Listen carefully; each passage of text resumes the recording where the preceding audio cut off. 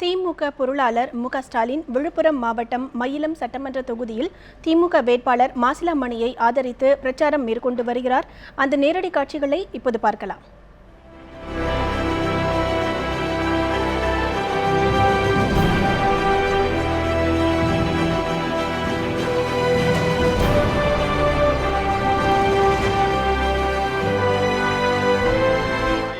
கிராமங்கள்ல 24 மணி நேரமும் இயங்கக்கூடிய தொலைதூர மருத்துவமனைகள் அமைக்கப்படும் அப்படின்னு சொன்னாங்க. எங்கேயாவது இருக்கா? வீடு இல்ல ஏழை குடும்பங்களுக்கு வீடு கட்ட 3 சென்ட்ல இடம் கொடுக்கப்படும் சொன்னாங்க. யாருக்காவது கொடுத்திருக்காங்களா?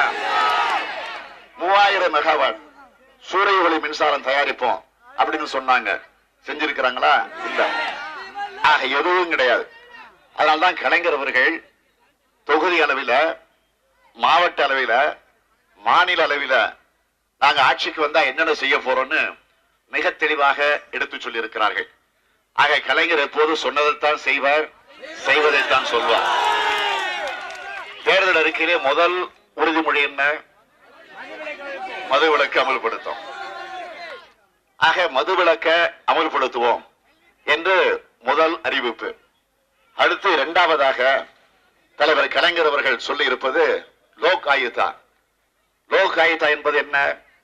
ஏற்கனவே திமுக ஆட்சி இருந்தப்போ முதலமைச்சராக இருந்தாலும் சரி, அமைச்சர்களாக இருந்தாலும் சரி, எம்எல்ஏக்களாக இருந்தாலும் சரி, எம்பிக்களாக இருந்தாலும் சரி, ஏன் கவுன்சிலராக இருந்தாலும் சரி, அரசு பொறுப்பில் இருக்கக்கூடிய உயர் அதிகாரிகளாக இருந்தாலும் சரி, கடைநிலை ஊழியர்களாக இருந்தாலும் சரி, யார் தவறு செஞ்சாலும் அவர்கள் மீது குற்றம் சுமத்தப்படுகிற போது அந்த குற்றம் நிரூபிக்கப்பட்டு விட்டால் 7 ஆண்டு கால சிறை தண்டனை, அல்லது குற்றத்தை சொல்லக்கூடியவர் அந்த குற்றத்தை நிரூபிக்க தவறிட்டா 3 ஆண்டு கால சிறை தண்டனை என்ற ஒரு சட்டம் இப்ப இல்ல, கலைஞர் ஏற்கனவே ஆட்சியில் இருந்தப்போ கொண்டு வந்து நிறைவேற்றினார். ஆனால் அதிமுக ஆட்சிக்கு வந்ததற்கு பிறகு அந்த சட்டத்தை ரத்து பண்ணிட்டு, அதுக்கு பிறகு இந்த ஆட்சியில இந்த சட்டம் வந்திருக்கா, நிறைவேற்றப்பட்டிருக்கா, அதை நிறைவேற்றுகிற முயற்சி ஈடுபட்டாங்களா? இல்ல. ஆனால் இன்றைக்கு அதற்கு ஒரு பெயர் சூட்டப்பட்டு இந்தியாவில பல மாநிலங்களில் லோக் ஆயுதா என்ற சட்டம் கொண்டு வரப்பட்டிருக்கு. ஏற்கனவே கலைஞர் நிறைவேற்றிய சட்டம் தான் அது. ஆக பெயர் மாற்றப்பட்டு அது இப்ப வந்திருக்கு. அதைத்தான் தலைவர் கலைஞர் இப்போ இந்த தேர்தல் அறிக்கையில குறிப்பிட்டு காட்டியிருக்கிறார். நான் ஆட்சிக்கு வந்தவுடனே லோக் ஆயுதா சட்டம் கொண்டு வருவேன் என்று அறிவிச்சிருக்கிறார். இதை விட இன்னொன்னு மகிழ்ச்சியா சொல்லணும்னா, நான் நமக்கு நாமே பயணத்தை தமிழ்நாடு முழுக்க நடத்தினேன். 234 தொகுதிகளை நடத்தினேன். நீங்க மறந்திருக்க மாட்டீங்க. இதே மயிலத்துக்கு கூட வந்தேன். இங்கதான் வந்து இந்த உணையில பேசிட்டு போனேன். ஆக நான் இந்த பயணத்தை நடத்தினேன். பெயரே தலைவர் கலைஞர் தந்தார். நமக்கு நாமே. நீங்க சொல்லுங்க, நமக்கு நமக்கு, அதான் அந்த பெயர் தான்.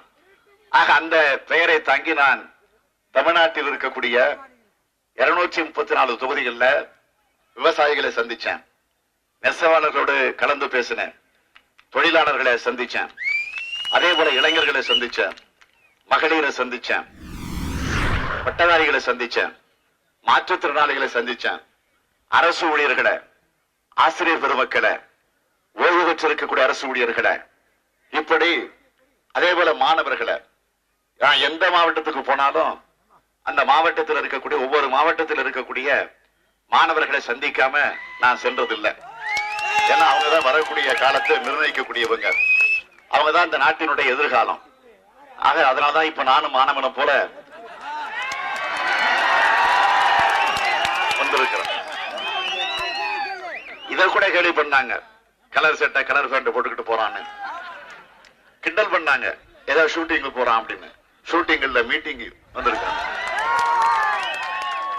ஆக நான் எனக்கு ஏத்த உடையில நான் போடுறேன். அது என்ன தவறு? வயசு 63 எனக்கு. இருந்தாலும் நான் ஸ்மார்ட்டா இருக்கணும், பிரிஸ்கா போகணும், வேகமா நடக்கணும், ஓடணும், சைக்கிள் ஓட்டணும், பைக் ஓட்டணும்.